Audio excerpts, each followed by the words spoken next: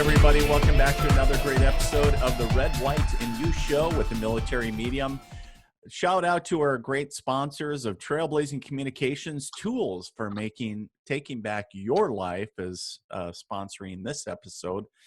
Today I have with us Samuel Rhodes Sr., a retired Command Sergeant Major. Now, Samuel and I, which is kind of funny, we have a 31-year connection going back 30. I had to do the math, and I'm not great with math, but it was 31 years. So it's not quite 31. It would be in August. In that August, September is when I started basic training. But 31 years, about 31 years ago, Samuel and I had a connection that I wasn't aware of until I reached out to him for his first interview on the Red, White, and You Show. And we're going to get into that a little bit, where the connection comes from. And you guys will figure it out here in a little bit anyways. But we want to talk today about have him back on the show to talk about both his books, Breaking the Change of Stigma and Changing the Military Culture of Silence. And of course, he is the founder of Warrior Outreach. Samuel, welcome to the Red, White, and You Show. Oh, I'm excited. It's really great to actually see you and talk to you this time. This is pretty awesome, I got to get out there and I got to come out and be live on the show. There you go. Right. Well, and I know that back when we had the radio show, you were a guest then. You graced our presence, at least on the airwaves, and talked about Warrior Outreach and what you guys are doing. It was interesting. I alluded to it a little bit, sharing with the listeners, but about 31 years ago, here, Private McMurray was entering United States Army for the first time and entering basic training. And little did I know that Samuel, I think you were a staff sergeant then, weren't you? Staff sergeant promotable. Oh, there we go. We can't forget the P. But you were in Charlie Company at the time. No, I was in Alpha, and you were in Bravo. Oh, there we go. Okay, sorry. So you were in the same battalion, anyways. He was in there. He was over there with Drill Sergeant Peacock, I think. There you go. Yes, there. See, there we go. He used to talk about that private that needs some assistance. I think he mentioned your name a lot. Right. I'm sure it was. He used to call me Eddie Munster because back then, before the hairline retreated to the back of my head, I used to have a nice little point in the front. And then, of course, being from the... I came over to your platoon a couple times. You probably didn't recognize me because he always wanted to show out when I came over, Like breaking up somebody's wall locker and throwing it in the floor or something. I'm sure he did. Yeah, I wouldn't doubt it. Yeah, it was... He's a big old guy. Oh, yeah, he's a big guy. He's a big guy. That's all I could remember is, when you're going through all that, sometimes it's just like somebody that you didn't want to piss off. I know, right? You just stay out of the road. But it was interesting because I didn't realize that. And, when the work that Samuel was doing caught the attention of CNN and some other news stations, initially it was like, we got to have Samuel on the show. We got to get this guy on. I didn't know you from Adam. And we start talking, and next thing you know, I was like, holy crap, like we have more in common than what I realized. I was the color guard for your graduation because I was the color guard in CRC for the battalion color guard. Really? All those drill sergeants standing out there sweating while y'all marching around. Yeah, I remember it being warm, I tell you. Yeah. So pretty awesome. I really love being a drill sergeant. That was some of the best days of my career. How many years did you actually serve on the trail? Right, that's the term. I did 3 years. I was staff sergeant promotable pretty fast when I got there, so I was a senior drill, and it's pretty amazing. I mean, I got people all over the country that contact me that and tell me that were my privates and that served in Somalia and Black Hawk Down and other organizations. They swear that it was a huge impact in their life. And I said, all I did was try to train you the best you could. So when you went to Desert Storm or wherever you went, you was well prepared and confident, and you did all the rest. That was my task, but I took it to the next level because I really believe that having the best soldier trained and go out there and a month later and had to defend for his life and defend our country, they had to be ready. Well, I remember, of course, this was back in August of '89, and at the time, Panama was just winding down. And I remember, of course, I don't know if it was Drill Sergeant Peacock or who it was, but had the conversation with us, right? Saying, hey, you never know what's going to happen for some of you after you leave here, after the few, short months that we have you. But the future was really uncertain, even as young privates, right? Going forward. Do you know how many folks in the 3 years that you were a drill sergeant, do you have any idea how many people that you put through? Well, we all had we usually had a 55 to 60 man platoon. In my 3 years, you look it back, you probably have 6 cycles a year, at least. And, it's 220 man company, and you really impact all of those. So sure. I probably did about 20 cycles and, or at least 18 and a half, and, if you add that all up, that's a lot of soldiers. Right. And then they go out and they become sergeants and they become leaders. And it's a changing effect on your life, because even when I was a brigade sergeant major, the guy I hired to be one of my company first sergeants for one of my battalion is now the post sergeant major here at Fort Benning. Oh, wow. Yeah. So when I walk into his area, he's like, hey, sergeant major, come on in. What can I do for you, sergeant major? It's really amazing the respect and admiration you feel, and humbling effect of being able to watch these guys develop into soldiers and leaders. And not everybody wants to stay 30 years or 20 years or whatever. Right. But, it teaches you discipline. It teaches you how to focus, and some succeed really well, and some have some, one of my soldiers got hurt really bad in airborne school and broke his back up and everything, and he still stays in contact with me. So he didn't get to go forward, but he is still committed as he was as a private. He's disappointed that he couldn't go forward, but it wasn't his fault that his chute didn't open, Right. So he's just lucky to be alive. So right.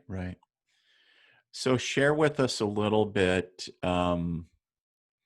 about warrior outreach. How, the evolution for you, obviously, you're a drill sergeant, served in several other positions, but then culminated in your many years in the Army as a command sergeant major. Share with us a little bit how the warrior outreach program came to be, and what you guys do with it. So I'm trying not to shed any tears, but it's really heart-wrenching sometimes to look back and think about what could have happened. I spent 30 out of 32 months in Iraq straight, and all but 2 months, and I lost a lot of soldiers. And when I was serving in Iraq, taking care of my soldiers and doing what I do as a leader, I had no challenges. I didn't think I did. But the very moment that I got blown up and Ari backed out of my fob after a mortar attack, unconscious, and I was flown to Baghdad Cache, and they diagnosed me with what they called in combat stress or battle fatigue, and they were getting ready to air evac me to Landstu and send me on back home. This was like 26 months into my tour, out of 28, and I'm like, so they told me this little lieutenant, she told me that about 1 a.m. So just long enough, I said, I need to make a call. I called my personal security detachment, my staff sergeant, and I said, get my vehicle, my gear, and, because they flew me out without any gear, no weapons. I said, get my gear and stuff and bring it to the cache. So release me in the morning at 7 a.m. Be here. So he showed up with my colonel and gave me my gear and my weapons. And my colonel walked in and like, so Major, I guess you're not going to Lansdale. I said, I don't think so.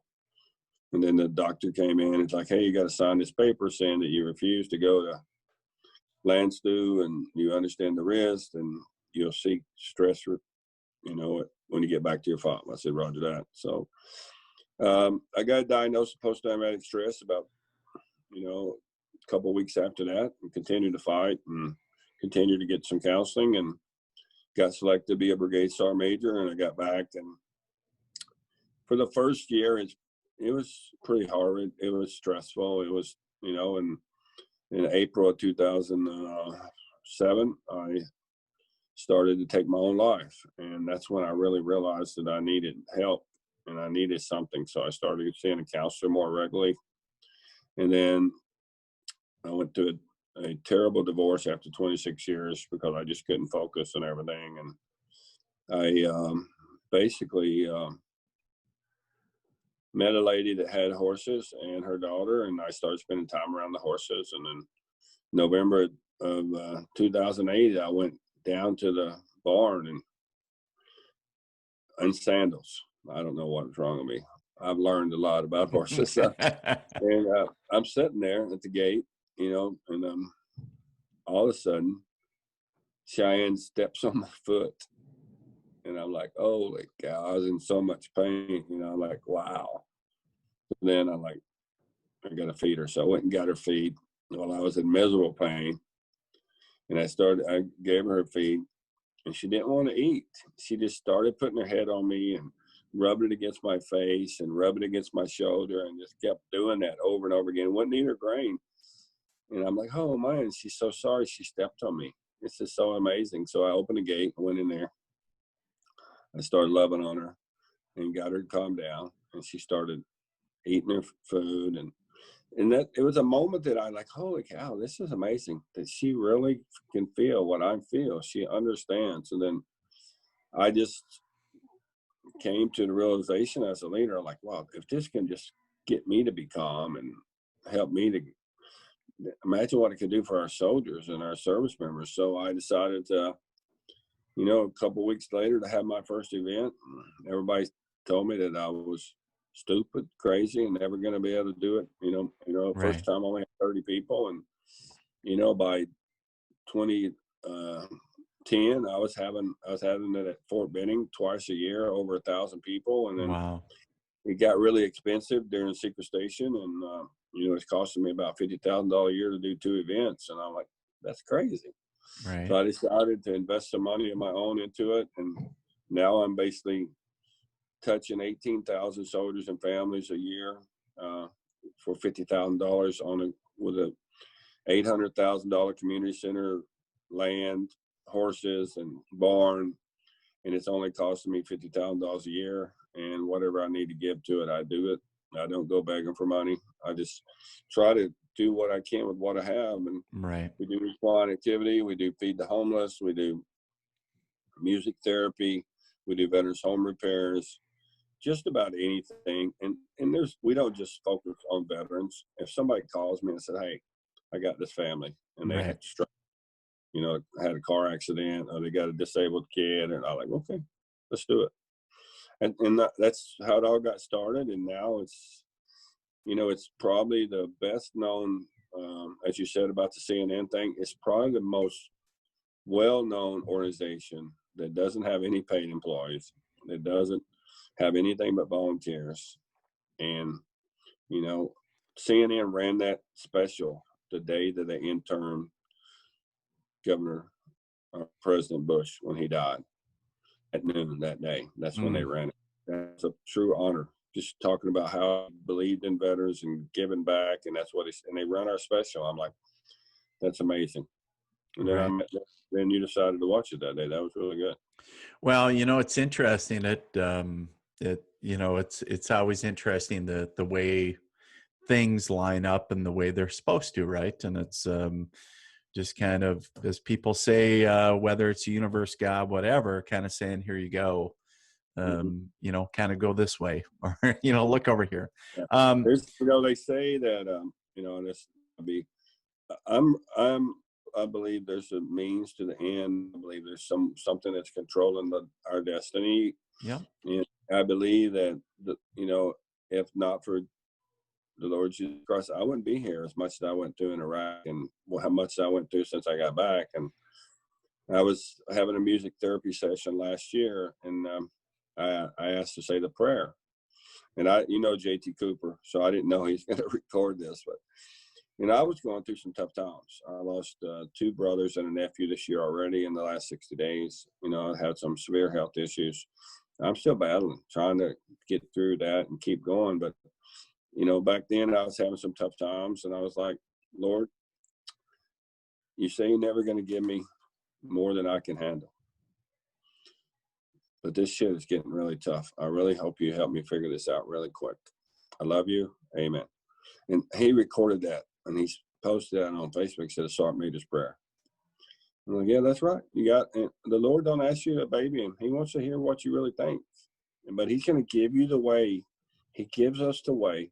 He shows us the way.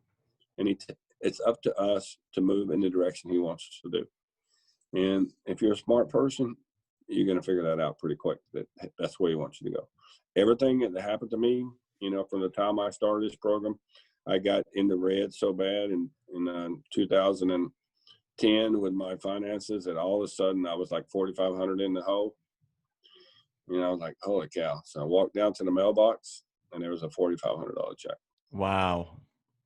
Every time I think I'm struggling, there's a new person want to know about what we do. I was like, hey, I want to donate. I said, no, come see us. If you want to donate, come visit. I don't need your money. I need you to come see what we do, because you're going to fall in love with us, and you're going to give me your wallet. Right. And that's what the stories that we have out there that people write in their memoirs of our history. It talks about, and I'll give an example. Just I'm having families come out, even during COVID-19, one family at a time. And so we're not having more than 6 or 8 people, mostly the family and one veteran and myself that helps train them with horses. And the lady came out. She had 3 kids and a husband that had severe TBI and post-traumatic stress. And I won't give you her name, but she sent me a really beautiful note. She says, Sam, it's amazing what you do here. My husband's been challenged ever since he got out of the Army with TBI and post-traumatic stress. And it's the first time I ever seen him happy and smiling and enjoying himself. And the kids were enjoying it, and the bonding that they accomplished here is so amazing and peaceful. And I said, that's exactly what it's supposed to be. And it's all free. It's free for you anytime you want. And, now with this COVID-19, I've actually got 12 to 15 families that I got brand new that are going through a lot of challenges. I'm not giving up on them. I'm just trying to manage with their safety and our safety, and taking care of them to make sure that they understand. So now the suicide rates are going up. I'm not giving up on anybody. That's awesome to hear. And did I see, as well as, you talked about it, you guys just don't do horses. You guys, I think, were delivering, I think it was Home Depot buckets full of, was it food? Yeah, we have been, since we started on 24 March, and we had a lot of donations come in since COVID-19. So about $300 worth. So the way it works is they have a food bank down here called Feed the Valley. So I'm able to I order food for 60 families. It costs about $3,000. I only have to pay 10% of that. Then we separate it, box it up. Home Depot donate boxes. There's vegetables, there's milk, there's frozen food, there's cheese, there's eggs, there's potatoes, there's apples, there's canned food, there's rice. And then they submit their request. And more often than not, I'm the guy delivering it and setting the box by the door, just for them, because we have a limited amount of people that I really want to expose. Most of our volunteers are older, so I don't want to put them at risk, but they can come in and box food up all day long. And it's just amazing. We've done over 300 families since 24 March. And wow. And it's slowed down a little bit since people started getting their stipends, but there's still people out there that ain't got no check. They still need our help. And we're going to deliver 30 this week and then assess where we are. But yeah, we do that as well. I mean, and then when you go into these homes and talk to these families that are having challenges, the first thing that happens, either the husband or the wife is like, we're so grateful to what you're doing. Can we come out to do the horses? You get to know their story. You get to know what's going on in their life. And some of them need it more than others. Some are just like, it's just amazing what different angles the Lord's gave me to touch more families, you know? Right. Is this, Samuel, are these veteran families, or are these? It's a combination. Combination. You know, there's a lot of pastors out there that will call me up and say, hey, I got the family, but they're not military. Just by him calling me means that I'm supposed to be helping them. I believe that our mission is primarily to help people first and focus on people. The more people that we can touch, the more people are going to realize that there's a positive in their life, and that the more people they come in contact, whether it's a veteran or just an everyday person, it's going to make a huge difference in our community. I'm totally against the word social distancing. I think it's a bad word. I think they should come up with a better word than that. These geniuses out there that's coming up with that. Social distancing since the riots of the 1960s has been a bad word. And we fought hard to get people to talk to each other, communicate, you know. Even now, when I walk past people, I say, hey, how you doing? And they look at me and they say, oh, hey, how you doing? I'm doing good. Take care of yourself. You know, don't just walk by people and don't talk to them. You don't have to spit on them. You're 6 foot away, you still talk. You know, because that's how our country's built, and that's how we've gotten stronger. You know, there's some bad things happening because people are doing stupid things, but they're stupid all over. Right. But we still need to communicate. We need to reach out to people on the phone. We need to reach out to people Zoom or FaceTime. You know, yesterday was had a soldier killed himself in December, and was his 2-year-old daughter's second birthday, first birthday without her dad, and the first Mother's Day for the wife without her husband. You know, and I reached out to a singer-songwriter to get them to sing from Nashville, sing a song about birthday and about Mother's Day to them, just to make it that much more special. It didn't cost me nothing but time, and they love to do it because they love our veterans and their families. And, you know, we can't forget that when somebody takes your life, it impacted somebody. And yeah, it's important to stop the next suicide, but it's also important to continue to care, provider for those that lost somebody. Very, very cool. Very, very hard. Everybody's going through something, right? And so, you know, you never know. So I love how you talk about, you know, focusing on people, and then everything else will fall in line. So I just love that. Samuel, I also want to focus on the aspect of, you were one of the first, what people would consider senior leaders within the military when you were still serving active, to try to change the culture of the senior leadership when it comes to trauma and depression and different things as well. Isn't that correct? That is correct. Myself and General Ham was one of the first two, and I came out, and then General Casey caught wind of that. He was the chief of staff of the Army, and he started asking me to travel and talk to senior leaders and everything. And then I'd also talk to audiences with soldiers and everything. And I'd get questions. I'd take questions after my presentation where I don't write a speech. I say what's on my mind. And I'd get questions like, hey, my sergeant major said that I got post-traumatic stress. I can't be a soldier. I'm like, well, why don't you send me your sergeant major's name, and I'll give him a call and tell him how stupid he is, because I'd take 20 post-traumatic stress soldiers right now and go into Baghdad, and we'd kick somebody's ass. And we'd make a difference because we know each other. We know what we're capable of. We're still warriors. We're just battling. We're battling through this post-traumatic stress thing.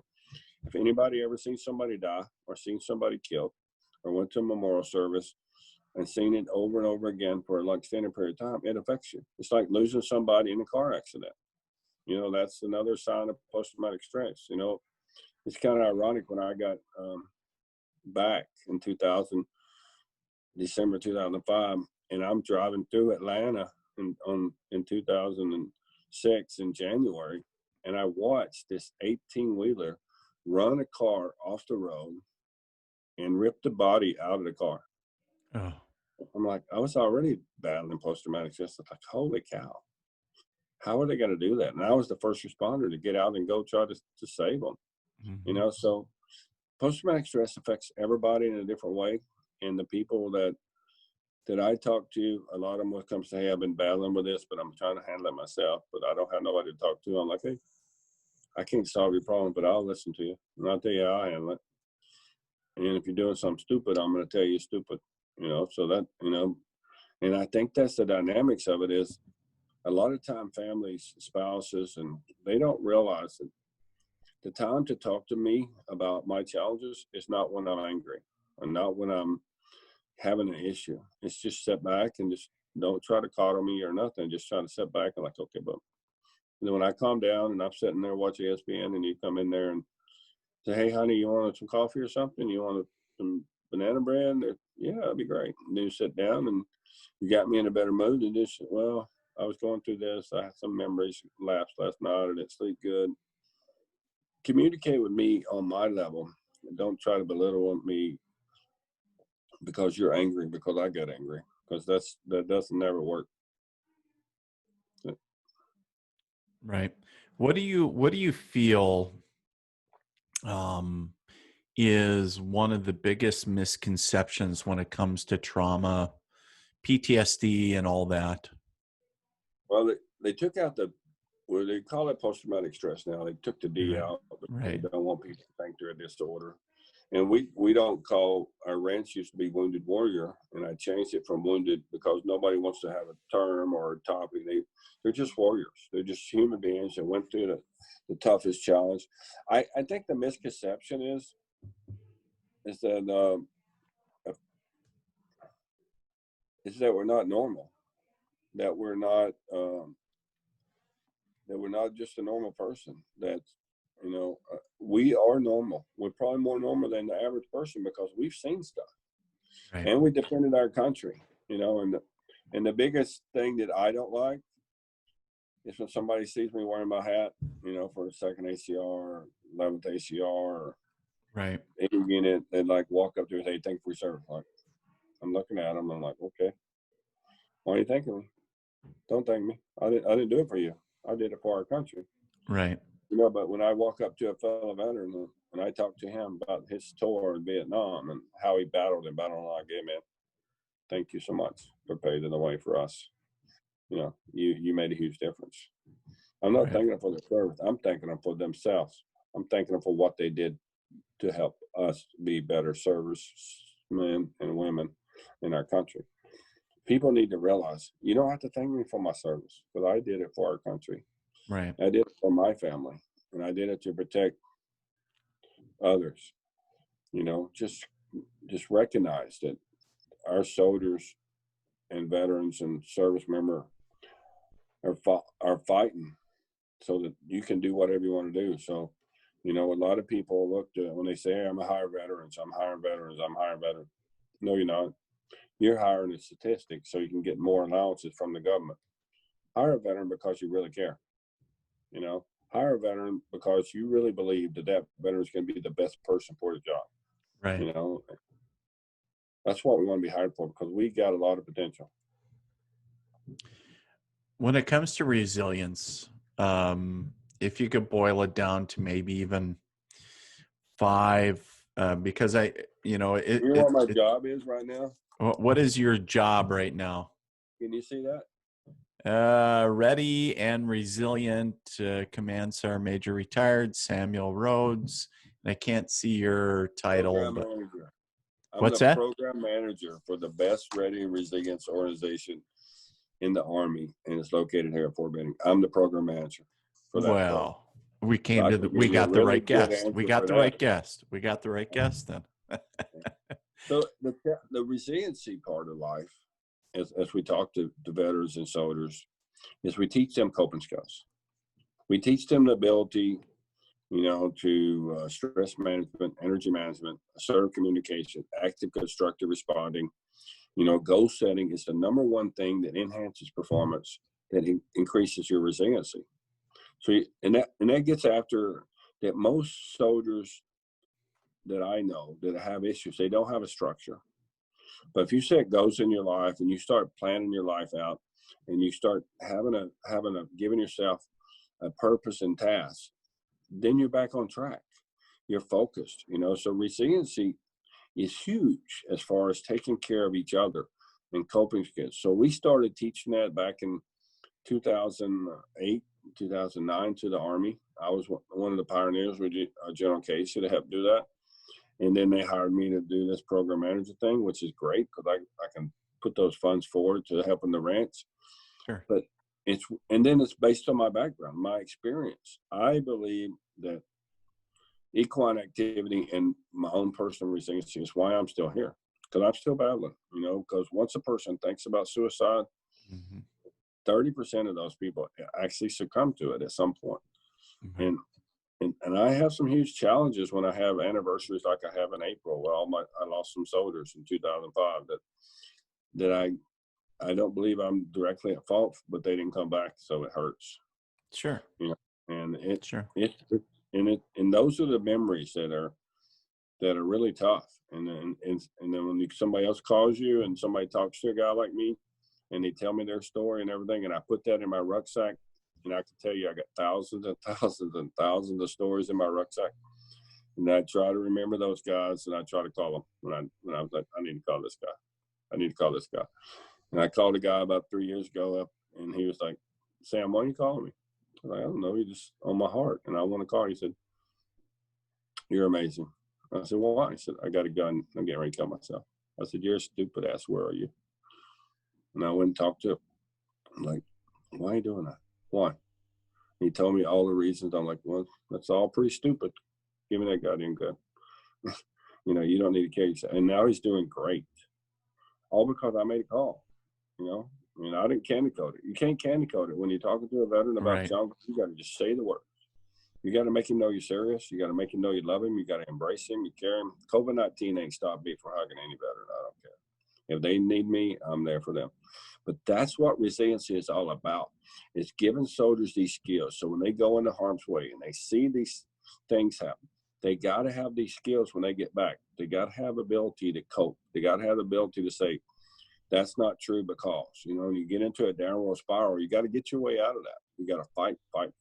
And resiliency is that way to do it. And it also can enhance your performance and make you have a better day. It's really great. Right. I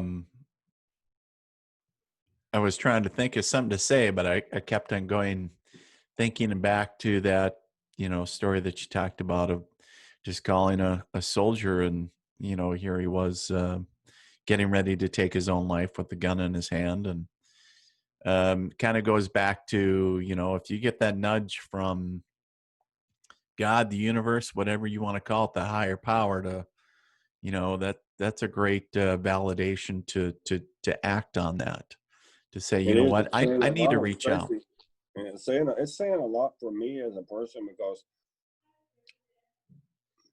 my mind is always thinking. I'll wake up at 2 in the morning and I'll just text somebody because I'm thinking of them. There's people out there. I've come in contact with so many people. There's so many people's lives, just like that lady that lost her husband. I texted her last night at 11 o'clock. Said, how was your day? And she texted me back this morning. She said, it was great. My baby's had a great time. Thank you so much. So she's having a birthday coming up, and it's crazy because she started a fundraiser. I'm like, wow. I don't need to do a fundraiser. She said, Sam, I need to do something for you. I'm like, no, you don't. You don't. You're doing something with me to just be smiling and enjoying your babies. That's all you do. No, shut up, Sam. I was like, guess what? That's awesome. I mean, that's one ripple affects the next, right? And she's going to have a better life. And that's the thing we owe to our country. We can't stop ever suicide from happening. Right. We got to remember that the casualty is not just the person who took his life. The real casualty is the family he left behind. Right. Which they knew he was battling. They knew he was in the Army battling. Right. And at the end of the day, when it's all said and done, they lost their heart. They lost their dad. They lost their husband. Right. They lost the love of their life. And those babies were, 1 and 3 years old. One's turning 2 yesterday, and the one's turning 4 in a few months. And it's something that we got to remember. And that is as important as stopping a suicide. So there's a lot of spouses and even teenage kids are taking their own life now in our country, in our military. Yeah. And it's a terrible trend that we have to break, and we have to do it one family at a time. It is. Well, let me focus back on Warrior Outreach, because that's what you guys do, changing the narrative one family or one individual at a time, right? Right. So looking at your May events, do you guys still got this coming up too? Was it horsemanship, graduation events, some May events, I guess, was saying. What we did is we switched over from May to kind of the COVID-19 guidelines from CDC, and we're touching families at a time. So, I mean, this weekend we had several families come out. Yesterday as well. Tuesday we got more families coming out, but we're doing it, like I said, in 1.5 hour increments. Sure. And that's actually, I'm liking that a lot, because it's touching the people that really need us. And right now, we kind of got a June 30th as a date that we may move forward and start doing something different. Okay. But right now we are still, even in March, COVID-19 started the 1st of March. We had over 235 guests at the ranch. Wow. I still got horses. I still got people that can come for an hour and treat the horses, hang out with the horses, walk around and enjoy the space and do it safely. I'm big on social distance until the little girl wants to say, "Hey, can I hug you, Sam?" I said, "Yeah, you can hug me. I don't care." Make stuff up. And the mom said, "Yep, I'm hugging him too." What am I supposed to do? I'm not posting on Facebook, right? And they need it. The dad wants me. I'm like, the dad, I'm like, I hug you. You can hug me too, Dad. Come on. It's okay. It's a family thing. I love it. Helping others is a family thing at the ranch. It's so peaceful. And, a lot of these young sergeants and staff sergeants and lieutenants, they don't make a lot of money. Where else can you go free and do all the things you can do at the ranch? Ride horses, go fishing, hang out with Sam. What a great life, And I got plenty of sweets. I sugar them up with donuts and candy, and then I tell them, take them home, go home. I love it. I love it. And the kids will go home and they'll clean their room and they'll do the homework and they'll do everything. Like, hey, you said I can go to the ranch. Call Sam, make an appointment. If somebody's listening, a lot of great things. We did music. We did a virtual music therapy this year, and that lady participated, and she wrote a great song about her husband. There was 5. We usually have 10. We had 5 virtual songs, and everyone was amazing. Everyone, and one of them was my driver. He'd been challenged and having a lot of problems for the last couple of years, and I got him to participate. And when he got to his song, he wrote a song about me. I'm like, sorry to be there. That's not what you're supposed to do. So I made you. It's my song. I write who I want. I was like, okay, whatever. But again, that's his way to helping himself is writing a song about the people he loves. And apparently I'm one of those guys. So that's important to let him love who they want to love. That's right. Exactly. If somebody is listening right now that said, I need to reach out to Sam, I need to go out to this ranch, I need to get involved some way, or I need to check out, how can they do that? It's simple. Warrior Outreach got their own Facebook. You can go to Warrior Outreach on Facebook, or you can go to Samuel Marvin Rhodes Sr. Facebook. And the best way to do it, you can send Sam Rhodes a text at 706-505-0708. I will ask you who you are if you don't tell me and give me some information. Or you can email us at warrioroutreachvedassistance@gmail.com. I prefer the phone, text. I prefer you call me up. I work full time, so I'm going to get back to you. You can bet money on that. But if you have some serious issues that need to be addressed immediately, you can put a full dialogue on the Warrior Outreach Fed Assistance email. I'll get that, and then I'm going to call you. You got to include your name and phone number. It's hard to talk to somebody if they don't include a return contact information. Right. Absolutely. And it don't matter. I mean, I know everybody's on a different time. If you're in up there where you're at and they're challenged, I have a big arm. I can contact the VFW up there. I can call the local guard. I can contact the reserves. There's a lot of different facilities and means to help people, right, for whatever needed. So, and that's just how it's just about doing it. It's about taking a moment to, hey, it's important to do it. We had somebody reached out to us about a year ago about a disabled veteran in Ohio that needed a ramp built. So I called the Corps of Engineers based in Cincinnati and said, hey, Colonel Tilley, can you make this happen? He said, Roger that, Sergeant Major. And they built them a brand new ramp. So, I mean, it's just amazing how all that works. People want to help other people. Right. It's just reaching out to the right ones. Yeah. They just don't know who it is. And we need more Sam Rogers. We need more people that just care. I put on my signature block, it says caring is contagious. And if you truly care about somebody, I get it. All these health people are heroes. All these first responders are heroes. All these policemen are heroes. But you got some heroes struggling in your neighborhood that you don't even know they live there. Yeah. You need to figure out a social distancing, go see how they're doing. Yeah. The staying cooped up is just making them crazy. That's for sure. There's only one Warrior Outreach Ranch that I know of. Well, my guest today, retired Command Sergeant Major Samuel Rhodes. Samuel, thank you so much for being on the show once again. It's always a pleasure chatting with you, either on phone or through Zoom or wherever the hell we connect through. But it's always a pleasure and honor chatting with you, and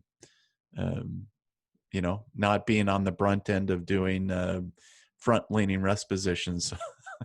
Yeah, I'd say at 6 a.m. this morning, I was loading 16 bags of 60-pound concrete and 16 posts to put in a fence. But, the best part of my life is talking to people and caring about people, loving them back to where they need to be. And I really appreciate you letting me do that. Absolutely. Anytime. You're welcome back anytime. Well, my friend, thank you once again. And as always, we look forward to keeping up on what Warrior Outreach and you are doing. And of course, for the listeners out there, please check them out on Facebook and their website. And we'll make sure we have that on the screen here shortly. So, all right, Samuel, thank you so much. You enjoy your day. God bless. I appreciate it. Same to you.